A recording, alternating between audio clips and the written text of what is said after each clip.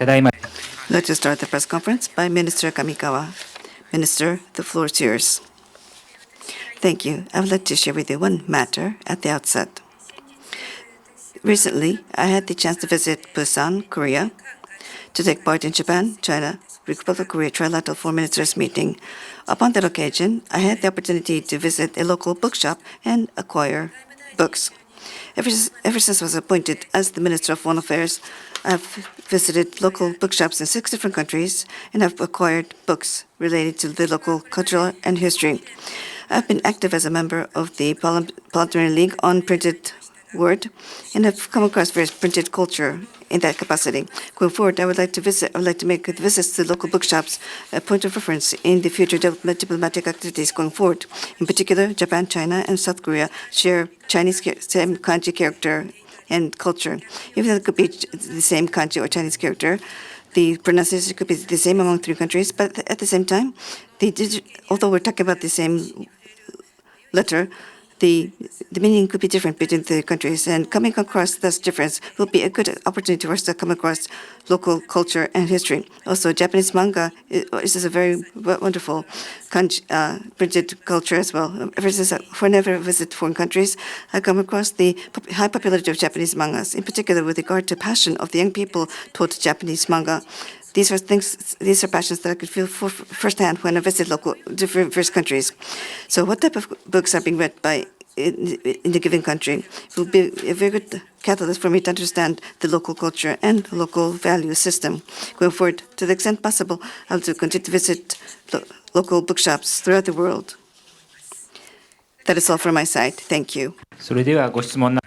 If you have a question, please raise your hand, and when called upon, please proceed to the nearest microphone. State your name and company name before asking your question. Kato-san from NHK, please. Kato from NHK. I'd like to ask about the Israel and Palestine situation. The Qatari government on the 27th said that there'll be a 2-day extension of the pause in fighting, and there was an agreement on that. And it will be extended at least until the 29th. What is your take on this, and what about the future responses to this? The Gaza Strip is such that up until today, every day, many children and women and elderly have seen casualties arise among them. And this critical humanitarian situation is something that our country sees with grave concern. On the 22nd, Israel and Hamas reached an agreement, which was announced. And on the 24th, Japan time, 4 times hostages were released. And according to the latest announcement by the Qatari government, there will be a 2-day extension of a pause in fighting. We welcome that. In our country, we unequivocally condemn the terrorist attacks by Hamas. The immediate release of hostages and securing safety of civilians, all the parties to act based on international law, and calming down the situation as soon as possible is something that we have consistently called for. As for the future developments, the situation does not allow for prejudgment on the part of our country. We'd like to continue to communicate with the countries concerned and international organizations, and at the same time, to all of the parties concerned, we'd like to call upon them to abide by international law, including international humanitarian law, and based on the United Nations Security Council resolution, which we've supported. Based on this, we would like to ask them to act in good faith, and the humanitarian situation to be improved, and a long-term humanitarian pause to be continued, and for the early calming down of the situation, we'd like to continue our diplomatic efforts. Katsurada-san from Kyodo News. Katsurada from Kyodo. I have to ask about the second conference of the state of parties to the treaty on the ban on nuclear weapons. We understand that the draft political declaration is saying that the fixation with nuclear deterrence is undermining the progress in nuclear disarmament, and they're calling upon elimination of this. What is the position of Japan? Yes, with regard to the conference of the conference of the parties with regard to the nuclear ban on nuclear treaties, nuclear weapons rather. We understand the report that they're seeking to adopt the political declaration. However, we're not taking part in this meeting, so therefore we're not aware of the concrete exchange in this meeting, and I would like to refrain from making a comment on this question.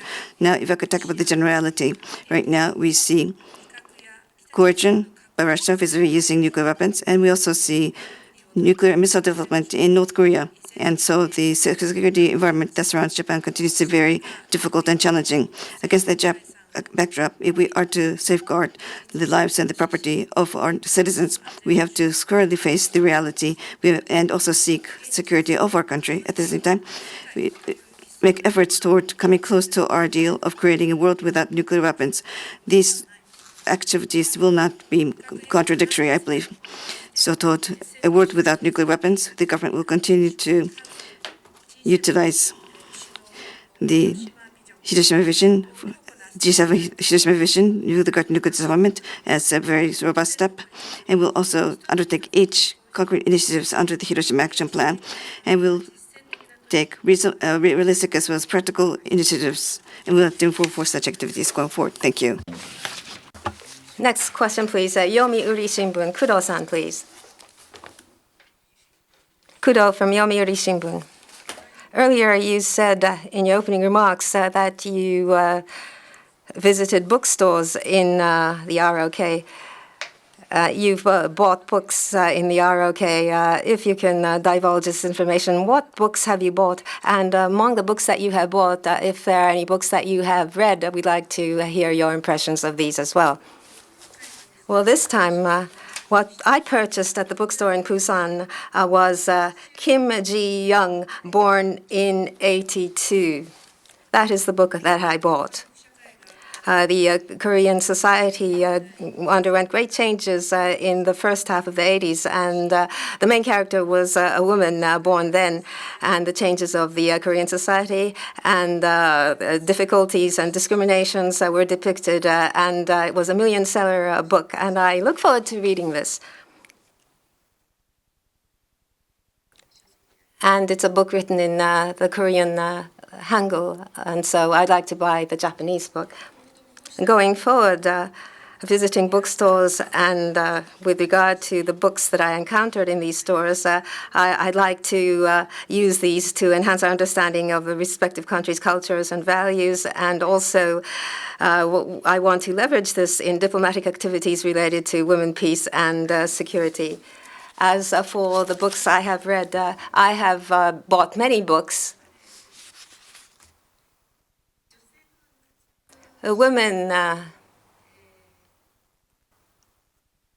being successful in Brunei. This was a book that I look forward to reading. I believe it's a role model. These are women that are active in different places, and so each woman's personality is clearly depicted in these books, and we understand well. And I'm reading this with great interest. Every book is something that I've bought with strong feelings, and the sales clerk at the bookstore was very good at recommending books that cater to my needs. And so I'd like to cherish each and every book. Next question, Higuchi-san from Chugoku Shimbun, please. Thank you, Higuchi from Chugoku Shimbun. Changing the subject. Earlier, the Minister of Foreign Affairs has announced that you'll be recommending the visual material of Hiroshima atomic bombing 1945, photos and video, which was recommended by 5 media agencies, inclusive of Chugoku Shimbun, to the memory of the World Register. Can you talk about the reason for this recommendation and what values do you find in this registration? And how do you need to communicate?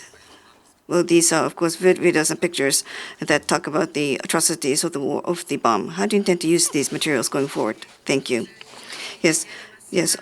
Today, on the 28th, as the government, we have decided to put forth the first visual material of Hiroshima atomic bombing, 1945, photos and video, as well as the three Buddhist scriptures of Sojoshi Temple as materials to be registered as the memory of the world. Yeah, with regard to the visual materials, 1945 Hiroshima atomic bombing, photos and video were actually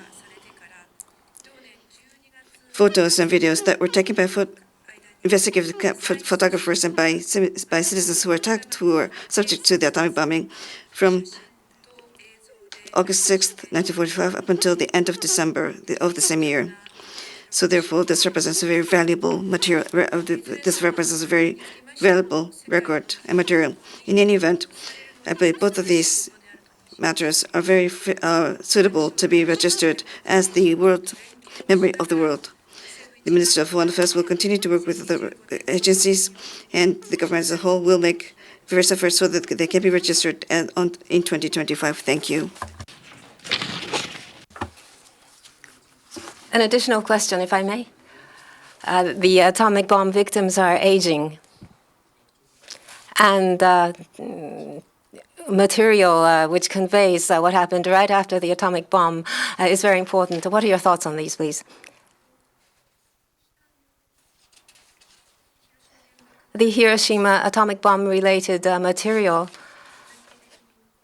per se to preserve these in a systematic way is such that those who have experienced the atomic bomb through various difficulties, some have passed away, and they're second generation and third generation victims.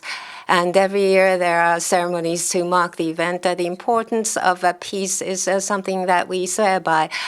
And I think this is a major factor in that regard to keep this as a world memory.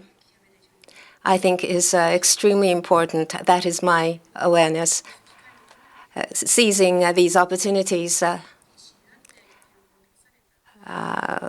we should try to think of the people who have made desperate efforts to keep these materials, to create these materials, and to preserve them for as many people as possible. Hamamoto-san from IWJ, please. Thank you very much. My name is Hamamoto with IWJ. I'd like to ask about the situation in Ukraine. The Prime Minister Kishida has talked to President Zelensky, and he has expressed his unwavering support to the Ukraine. But then this could cause the people of Ukraine to shed useless blood. Also, the 10-item peace plan, which has been presented by Ukraine, is not realistic, and it is clear that they have no intention to seek ceasefire. When we consider the reconstruction of the war, it is important that it would not be wise to take measures by Japan as though we are enemies of Russia. So I think Japan should take actions to persuade Russia as a correction, and European and U.S. country and U.S. as well. For your views, let me talk about the basic position of Japan. The aggression into Ukraine by Russia is a reckless act that shakes the foundation of international order, which the international community has built over many years through various efforts, as well as based on various sacrifices. As far as the peace in Ukraine is concerned, Russia continues to attack Ukraine as we speak. And President Putin has also repeatedly mentioned that the part of Ukraine which was annexed by Russia will not be subject to any negotiations. So it is very clear that Russia is showing no signs of coming close to peace. So this is a view which is different from the position of Ukraine, which are parties to this conflict. Now, what should Japan do under those circumstances? First is toward the aim of stopping the Russian aggression as soon as possible. We should maintain close coordination with the international community, inclusive of G7, and what Japan can do is to strongly support Ukraine through sanctions to Russia. Now, at the G7 foreign minister meeting, which was held on the 8th this month, I served as the chair of this meeting, and even against the rising tensions in Middle East situation, G7 will continue to be united. G7 should be united, rather, in offering support to Ukraine, even against that situation. So therefore, as a result, we were able to come to an agreement and the same recognition that our position vis-a-vis maintaining very strict sanctions against Russia and offering strong support to Ukraine remains unchanged. We will continue to exert leadership at the G7 chair so that we can maintain fair and sustainable peace for Ukraine. Thank you. We'd like to conclude the press conference at this point. Thank you very much.